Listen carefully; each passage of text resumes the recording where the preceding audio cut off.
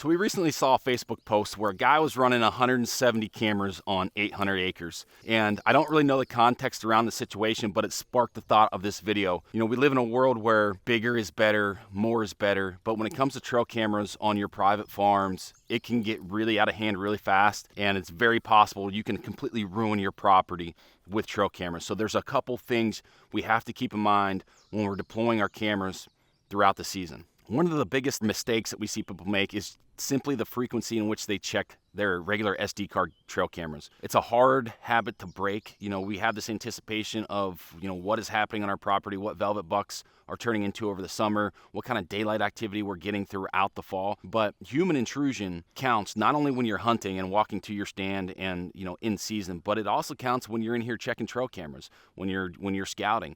All of that plays into the pressure that you're putting onto your property. The advent of cellular trail cameras has kind of helped that, but when you're running regular SD card cameras, the last thing you want to do is go in and check your cameras every week or even every 2 weeks. So if at all possible, if a long-term strategy plays into your hunting parcel, when you're running regular SD card cameras, that is the best way to run them.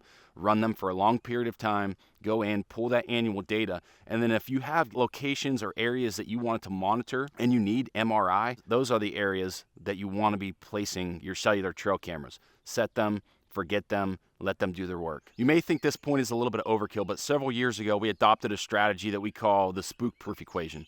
And you can see this camera behind me, how it's elevated out of the line of sight of wildlife, also people if you're on public. But it simply boils down to putting your cameras in locations where they're not altering game or wildlife movement.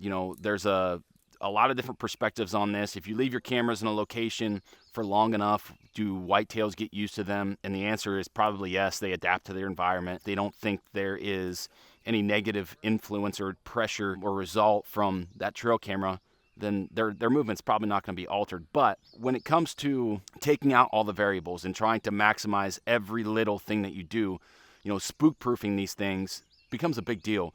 Getting them out of the line of sight of people, putting them in locations where the trunk of the tree is larger than the camera so the camera's not silhouetted. Basically, it boils down to treating your trail cameras like you would hang a tree stand. Cell cameras can also ruin your farm, but if you set them up in the method of set it and forget it, meaning you go in with proper care, you don't hang a camera haphazardly, you treat it as almost like a tree stand. You're going in thinking exactly how you need to have it set up, you're putting it back deep in cover, you have everything ready. You have your saw to trim things out, so when you set it in the summer and leaves start to grow, everything starts to grow up, you have it trimmed out to where it's still taking great images without false triggers, and you have a fresh set of batteries, you have the solar panel charged up, you have an SD card that's formatted, ready to go. And by doing all those things on the front end, you're saving yourself from going in like it's a standard camera and changing out the SD cards every 2 weeks, every 4 weeks, changing the batteries, checking in on it. And that is the key. So in order to not ruin your property, take the precautions of setting your cell camera up efficiently and tape the mic hole if you're not running video. Do the ant method to keep insects out, and you're gonna have a lot better time.